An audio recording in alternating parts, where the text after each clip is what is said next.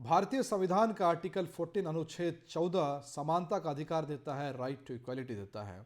इस आर्टिकल के तहत हर भारतीय, चाहे वो किसी भी जाति के हो, किसी भी मजहब के हो, किसी भी धर्म के हो, किसी भी भाषा के हो, किसी भी लिंग के हो, किसी भी नस्ल के हो, कानून की नज़र में, संविधान की नज़र में, सरकार की नज़र में बराबर है।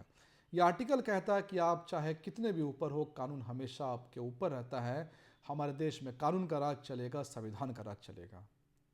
लेकिन आर्टिकल 15 अनुच्छेद 15 इस बात की इजाज़त देता है कि अगर सरकार को लगे कि कुछ स्पेशल प्रोविजंस लाने चाहिए तो महिलाओं के लिए, बच्चों के लिए, शेड्यूल्ड कास्ट के लिए, शेड्यूल्ड ट्राइब के लिए, ओबीसी के लिए, इकोनॉमिकली वीकर सेक्शन के लिए, socially and educationally backward citizens के लिए स्पेशल प्रोविजंस ला सकती है। कुल मिलाकर के संविधान इस बात की इजाज़त देता है कि भारत की सरकार हो या राज्य की सरकार हो, वो एसटी, एससी, महिला, OBC, economically weaker section, socially and educationally backward citizens के लिए रिजर्वेशन का प्रावधान जो है वो कर सकती है। लेकिन संविधान जो है कभी भी इस बात की इजाज़त नहीं देता कि धर्म के आधार पर रिजर्वेशन जो है वह कहीं किया जाए। लेकिन संविधान की बार बार दुहाई देने वाले, संविधान के नाम पर ढोंग करने वाले इंडिया अलायंस के लोग, कांग्रेस पार्टी के लोग बार बार संविधान की धज्जियां उड़ाते हैं। जब भी उनकी सरकारें गिरती हैं या फिर जब भी मोदी सरकार कोई बड़ा रिफॉर्म लेकर के आती है, उदाहरण के लिए मोदी सरकार ने जब आर्टिकल 370 को एब्रोगेट किया, जब मोदी सरकार सीएए लेकर के आई, अभी हाल फिलहाल में मोदी सरकार वक्फ बोर्ड के खिलाफ जाने की तैयारी कर रही है, उत्तराखंड में यूनिफॉर्म सिविल कोड लाया गया। यानी कुल मिलाकर के जब भी मोदी सरकार या भाजपा की सरकार ने बड़े फैसले लिए हैं, बड़े प्रेसिंग रिफॉर्म्स किए हैं, तब तक कांग्रेस पार्टी को ऐसा लगता है कि संविधान जो है वो खतरे में आ गया। लेकिन जब भी इन्हें मुस्लिम तुष्टीकरण करना होता है, माइनॉरिटी को अपीस करना होता है, वोट बैंक पॉलिटिक्स करनी होती है, तब इनका संविधान जो है खतरे में नहीं आता, तब संविधान इनके अनुरूप हो जाता है। मैं ऐसा इसलिए कह रहा हूँ क्योंकि अभी हाल फिलहाल में कर्नाटक में जो हुआ वो बहुत ही चौंकाने वाला है। कर्नाटक में कांग्रेस की सरकार ने कुछ ऐसे फैसले लिए हैं जिससे ना सिर्फ संविधान का सिर झुकाया है, बल्कि हर भारतीय को लगता है कि आर्टिकल 14 आखिर कहाँ गया। कांग्रेस की सरकार ने जो फैसले लिए हैं, कैबिनेट के जो फैसले लिए हैं, वो पूर्ण रूप से एक खास वर्ग, समुदाय, मुस्लिम पॉपुलेशन को अपीज करने के लिए, उनको एक वोट बैंक की तरह यूज़ करने के लिए लिए गए फैसले हैं। इनमें से कुछ फैसले ऐसे हैं जो मैं आपको पढ़कर सुनाने जा रहा हूं, जिसको पढ़ करके, जिसको जान करके आपको महसूस होगा कि किस तरह कांग्रेस पार्टी आज के समय की नई मुस्लिम लीग बन गई है। कर्नाटक की सरकार ने जो फैसला लिया उसमें सबसे पहला है कि वहाँ के जो इमाम हैं उनको अब 6,000 रुपये मासिक भत्ता दिया जाएगा।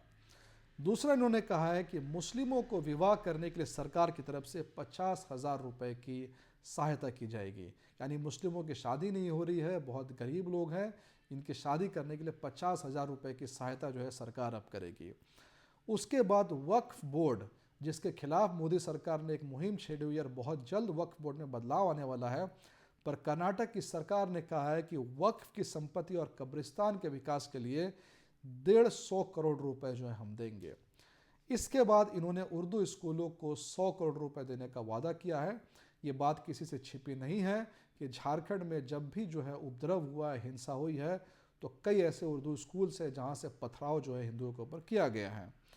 इसके बाद मुस्लिम्स के कल्चर को प्रोटेक्ट करने के लिए, मुस्लिम के कल्चर को बढ़ावा देने के लिए, मुस्लिम कल्चरल प्रोग्राम के लिए 50 लाख रुपए का प्रावधान दिया गया है। इसके बाद जिन जगहों में कर्नाटक में मुस्लिम्स के पॉपुलेशन ज़्यादा है, वहाँ पर आईटीआई कॉलेज खोलने का प्रोविज़न है। इसके बाद मुस्लिम स्टूडेंट्स के लिए फ़ीस में 50% की छूट है, और बेंगलोर में जो हज भवन है उस हज भवन का विस्तार किया जाएगा। और साथ ही साथ मुस्लिम छात्राओं के लिए, गौर कीजिएगा, जो मुस्लिम छात्राएं हैं उनको सेल्फ डिफेंस की ट्रेनिंग जो है वो दी जाएगी। और इन सब में एक सबसे बड़ा अपीजमेंट का जो प्रावधान कर्नाटक की सरकार ने किया है वो है लोक निर्माण ठेकों में 4% का रिजर्वेशन। यानी कि मुस्लिम कॉन्ट्रैक्टर्स को प्रोक्यूरमेंट में, गवर्नमेंट टेंडर्स में कर्नाटक की सरकार ने 4% का आरक्षण देने का फैसला किया है, जो कि पूर्ण रूप से असंवैधानिक है, संविधान के खिलाफ है। तो हम हेमंत सोरेन सरकार से, कांग्रेस की सरकार जो कि झारखंड में है, हम उनसे ये जानना चाहते हैं कि क्या आने वाले समय में झारखंड में भी ये नीति दोहराई जाएगी कि आने वाले समय में झारखंड में भी मुस्लिमों को टेंडर में 4% का रिजर्वेशन दिया जाएगा, कि आने वाले समय में मुस्लिम्स के लिए एक्सक्लूसिव स्कूल्स कॉलेजेस खोले जाएंगे, क्या आने वाले समय में मुस्लिमों की शादियां करने के लिए जो है प्रोत्साहन राशि दी जाएगी, क्या आने वाले समय में झारखंड में भी मुस्लिम्स के कल्चर को बढ़ाने के लिए, प्रमोट करने के लिए सरकार जो है राजकोष से पैसा देने वाली है। झारखंड सरकार को, हेमंत सोरेन सरकार को, कांग्रेस सरकार को इस बात को स्पष्ट करना चाहिए, क्लियर करना चाहिए। और जैसा कि हमारे कई नेता इस बात को कह चुके हैं, कांग्रेस पार्टी आज के समय में आधुनिक भारत में, आज़ाद भारत में नए मुस्लिम लीग की भूमिका में है। जय हिंद, जय भारत।